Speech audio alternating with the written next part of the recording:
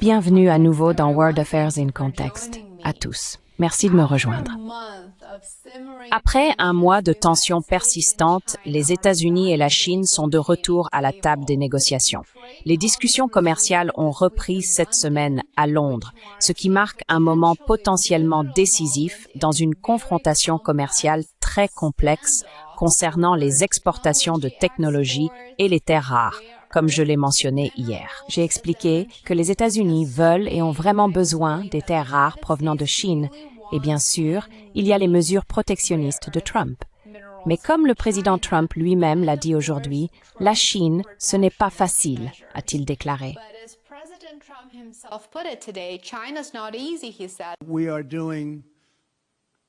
Nous faisons de bons progrès avec la Chine. La Chine n'est pas facile. Tout comme ton pays d'origine n'est pas facile, Dara. Je pense que nous nous en sortons très bien. Ils sont là-bas, en ce moment.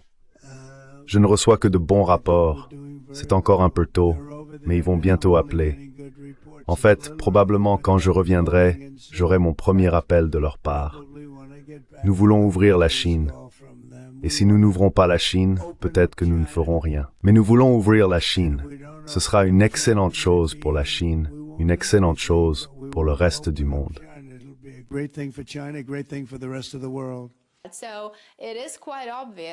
Il est donc tout à fait évident que la délégation chinoise fait comprendre de manière très claire à la délégation américaine que la Chine recherche un engagement mutuellement bénéfique et un résultat gagnant-gagnant à l'issue de la réunion, plutôt que d'accorder des concessions aux États-Unis, alors que ceux-ci poursuivent leur guerre économique contre la Chine. Alors, quels sont les enjeux cette fois-ci? Les négociations à haut risque ont débuté lundi après-midi à Lancaster House, un manoir historique situé non loin du palais de Buckingham. À huis clos, sans journalistes, des responsables américains et chinois ont discuté des conditions commerciales pendant plus de 6 heures. La réunion a donc été très longue et les discussions ont été qualifiées de fructueuses par le secrétaire américain au commerce, Howard Lutnick, à l'issue de la rencontre. Elles doivent reprendre le lendemain.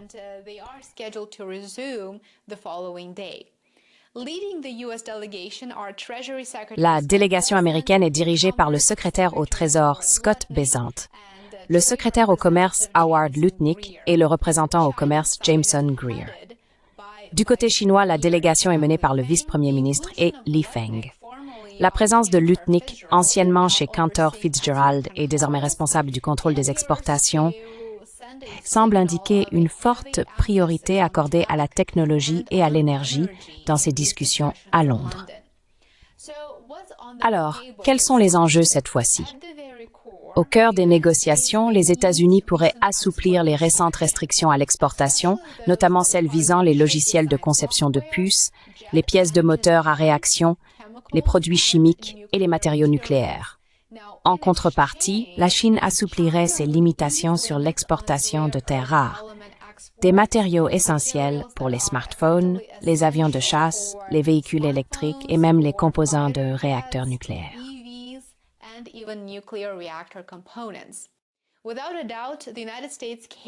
Sans aucun doute, les États-Unis ont accepté le fait que la Chine détient ici les cartes en main. Par exemple, le président chinois Xi Jinping ne s'est pas empressé d'appeler le président Trump. C'est le président Trump qui a appelé Xi Jinping la semaine dernière.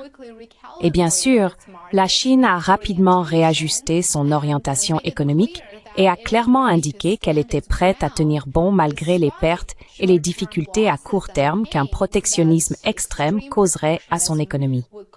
La Chine représentant environ 70% de la production mondiale de terres rares, obtenir qu'elle accepte de continuer à vendre ses minéraux aux États-Unis constitue un atout de négociation non négligeable.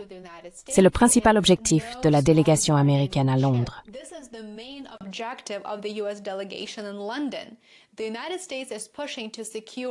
Les États-Unis cherchent à sécuriser un approvisionnement plus stable en terres rares, tandis que la Chine souhaite des échanges commerciaux plus sains entre les deux nations et probablement moins d'obstacles pour accéder aux technologies occidentales qui alimentent ces industries. Les marchés ont pris note de cette issue apparemment prometteuse et très positive dès le premier jour des négociations à Londres. Par exemple, lundi, les actions américaines ont légèrement progressé, le S&P 500 s'approchant de son sommet de février. Dans le même temps, les actions chinoises cotées à Hong Kong sont officiellement entrées en marché haussier. Cela reflète bien sûr l'optimisme des deux côtés, qui espèrent que les deux nations pourraient baisser d'un cran la tension de cette guerre commerciale qui dure depuis longtemps.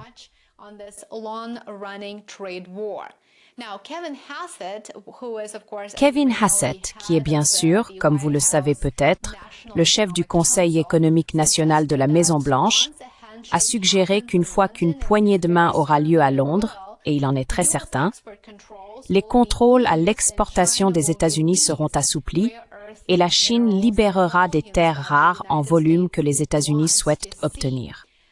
Hassett a présenté cela comme une avancée mutuellement bénéfique. Hassett a également déclaré, comme je l'ai mentionné dans ma vidéo d'hier, qu'il avait déjà affirmé que la Chine devrait continuer à fournir des terres rares aux États-Unis malgré les nouveaux tarifs imposés par Trump à la Chine. Cela, bien sûr, est loin de la manière dont les États réagissent habituellement aux restrictions commerciales et aux mesures protectionnistes. Mais cela reflète néanmoins la position de Hassett sur les relations et les négociations commerciales entre les États-Unis et la Chine.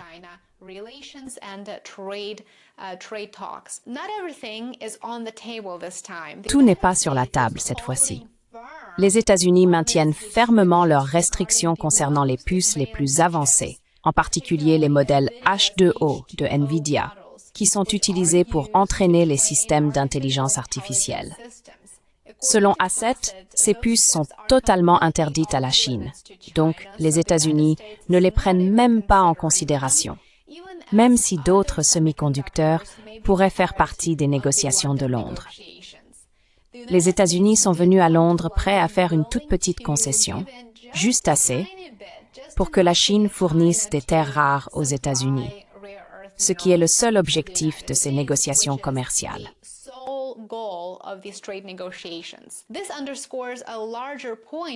Cela souligne évidemment un point plus large. Bien que les deux parties soient ouvertes à des compromis à court terme, la concurrence plus profonde entre les deux nations pour le leadership technologique reste non résolue, et il va sans dire qu'elle risque de le rester. Car la rivalité entre les États-Unis et la Chine ne fait, bien sûr, que s'intensifier. L'intelligence artificielle et les technologies associées sont des atouts clés dans ce jeu à enjeux élevés. Un facteur important qui redonne de l'élan aux discussions est une récente conversation téléphonique entre le président Trump et le président Xi Jinping.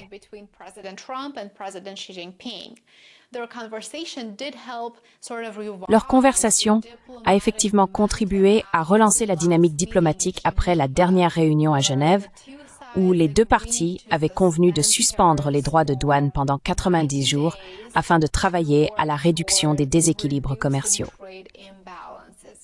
Comme nous le savons, et comme je l'ai rapporté à plusieurs reprises, après la réunion de Genève, les deux camps ont commencé à se rejeter mutuellement la responsabilité de la rupture des accords précédents.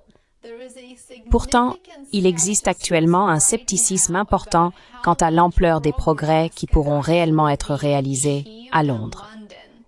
Les experts soulignent que l'accord de Genève laissait trop de place à l'interprétation et qu'il y a tout simplement trop de tensions entre les deux nations.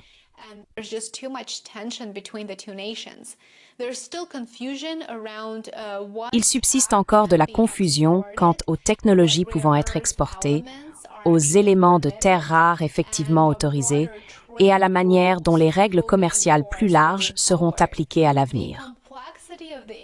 La complexité des enjeux rend bien sûr très difficile l'atteinte d'un consensus et la mise en œuvre d'accords dans un avenir proche. Et les enjeux, évidemment, dépassent le cadre diplomatique. Les fabricants américains, en particulier dans le Midwest, signalent désormais de l'incertitude et des retards dans les investissements et la production en raison de l'évolution des règles commerciales. Les entreprises du secteur privé peinent à planifier pour le second semestre de l'année car elles ne savent pas à quoi s'attendre de l'administration Trump en matière de politique économique et commerciale.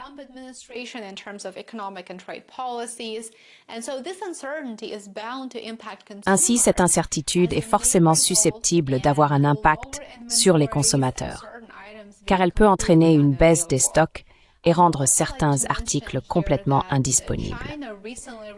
J'aimerais également mentionner ici que la Chine a récemment enregistré sa plus forte baisse d'exportation vers les États-Unis depuis plus de 5 ans, malgré une forte demande dans d'autres pays. Cela résulte des politiques commerciales du président Trump et de leurs évolutions constantes. Les deux économies subissent la pression et les entreprises des deux côtés recherchent stabilité et réponse.